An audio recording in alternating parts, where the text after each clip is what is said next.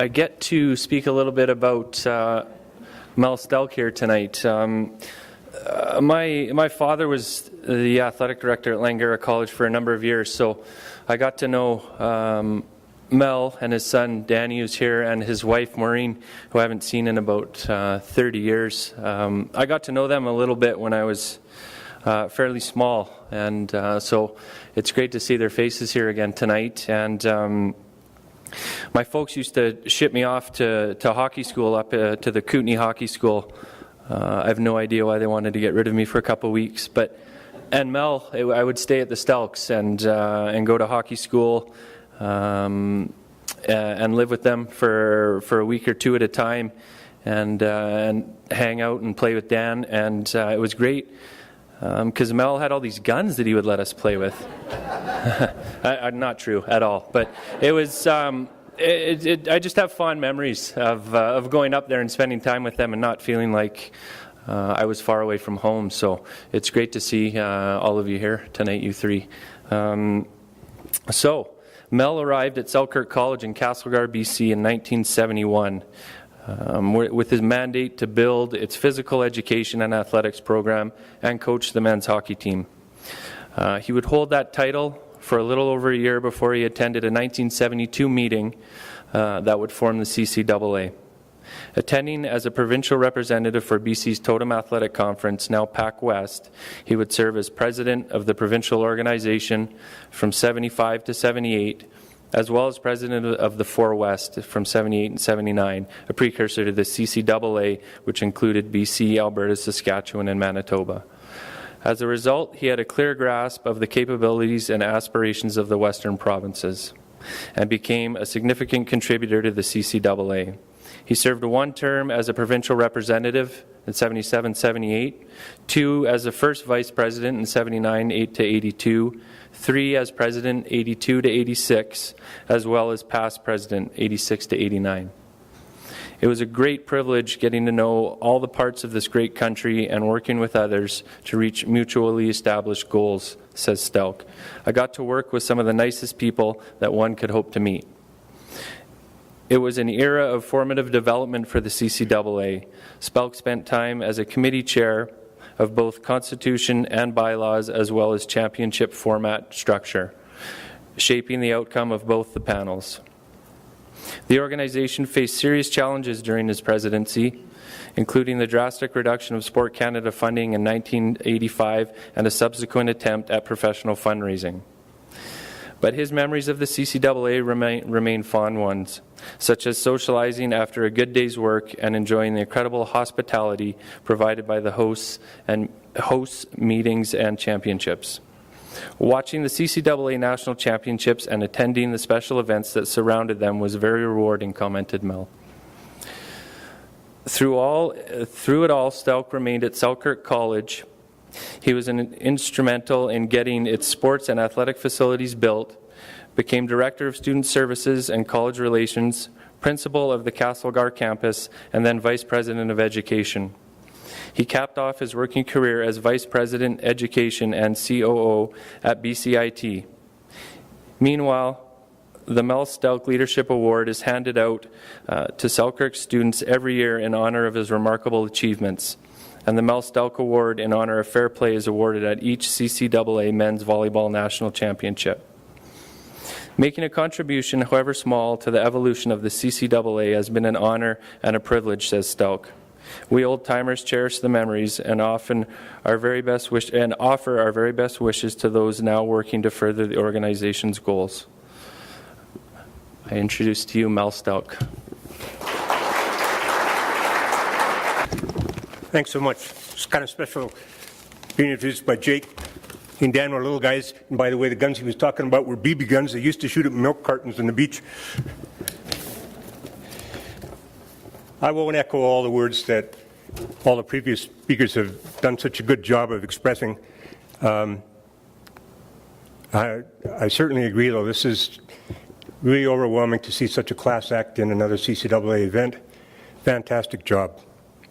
You know, one of the proudest things was to be able to go to national championships and meetings that were hosted and events like this, and everybody always came through, you know, just incredible. So, of course, I would like to congratulate all of my fellow inductees. Fantastic group. We had a lot of good times. It's great to see some old faces, that's for sure. And CCAA, wow, it's fantastic. So, mesdames et messieurs, merci beaucoup pour cet honneur. I'm just kidding. I haven't spoken French since I was in the CCAA. In fact, I think the last time I spoke French, Peter Fraser and I were in Europe trying to arrange some inter-college international competitions, opportunities for teams to come across.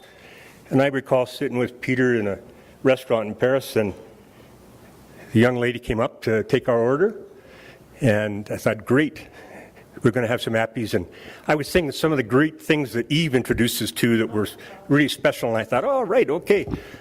And I didn't see it in the menu anywhere. And so then I started thinking, okay, well, we'll work our way through this. And the young lady asked what we wanted, and I was kind of taking my time, and I said, qu'est-ce que le mot pour garlic? And she had a big smile, and she winked and looked at me, and she said, Monsieur, I'm okay with English. And it was a good thing. And I was thinking when they came on the plane today, when they started giving their little bit in French, man, I forgot how fast it is, and I'm sure not going to tackle that. But 40th anniversary, Hall of Fame. Man, that's really something. I don't think any of us really expected that. And really proud of the organization. Incredible. But like everything else, I guess there's good news and bad news about things, right? Well, you say, what could possibly be bad about 40th birthday and Hall of Fame? Well, maybe just a little bad. I'll tell you what could be. You know, I've been skipping along merrily through life, thinking everything was great. I never really thought about getting old. And then, it was interesting. Along came 2014. And the first thing that happened was the RCMP got a hold of me and said, Mel, and I'll tell you about the RCMP in a minute, but they said, Mel, you can't go out on patrol anymore from December on. No cruiser patrol, no foot patrol, no bike patrol, which I really liked, because we can't put you in harm's way. Our policy says that we don't insure people after 65. So, you know, you're going to have to do non-combative activities. That was a real disappointment. Anyway, strike one. Then Stelck College, where I worked for 25 years and loved it, sent me an invitation during the hockey championships saying, we're having an alumni event. So all the old teams and all the old coaches and everything are being invited. And this was really kind of special because I coached 7 or 8 years at college there, and we won some championships, and I thought, gee, I haven't seen these guys since the early 70s. This ought to be really kind of neat. So I went. And you know, when I got there, I really had to rack my brains to recognize some of the guys. And I thought, geez, I better look in the mirror, and I must be getting older, strike two. Then, the final crushing one was the announcement of the 40th anniversary and the Hall of Fame.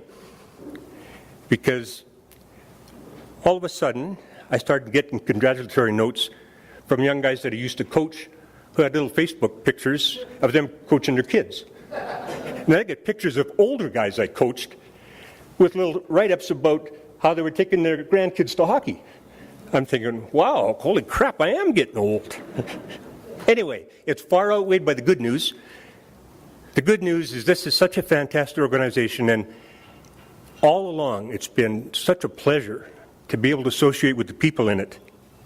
You know, you delegates especially, how many of you over the last while, give me a show of hands, how many of you have really stopped and seriously contemplated how fortunate you are to be doing what you're doing? How many people have really, really thought about that? Yeah, good, yeah, well, yeah, that's really neat to see. Because I'll tell you, most people don't think about that so much. I mean, there are certain times. I remember when I graduated from university, that was real great. University said, would you like to teach here? And I thought, yeah, wow, that's great. Super. I was coaching junior hockey, and they won the league championship. That was good. I met my wife, which I hadn't seen for a long time, and we got married. And we've been married for 44 happy years, so that's great. Then we had son Dan, who's become a best buddy, and actually he's also my right winger when we do a European tour. We're going to go back again in the fall. But there were times when I thought, yeah, man, I am really lucky. The other times I thought I was real lucky was when I went to national championships or when I went to meetings and we do things, and I'd come away thinking, man, I love what I'm doing. I love the people I get to work with. But you know when it really hit home? Is when I retired, it was kind of interesting. I got a little bit bored doing strategic planning workshops and working with nonprofit boards to try and help them be more effective. And I got to the stage where I was looking for something different. And then one day I was reading the paper and there was an advertisement, RCMP recruiting. And I thought, well, gee, that would be really interesting. It'd be different. And so I applied and took a long time to get through all the clearance issues, but took training over 8 months and then did all the physical stuff, and man, I thought this is great. I'll be able to stay in shape and enjoy it.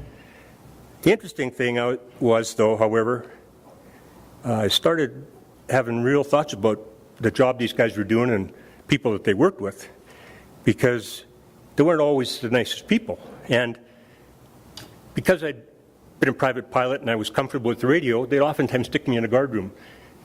When the cruisers come in, we'd end up throwing them in the clink, and I ended up having to deal with people who were dealing drugs, pimps, gangsters. I'll tell you what, it really made me think, how can you be so lucky to have had a full career dealing with positive people who believe in post-secondary education, believe in the efficacy of college sport?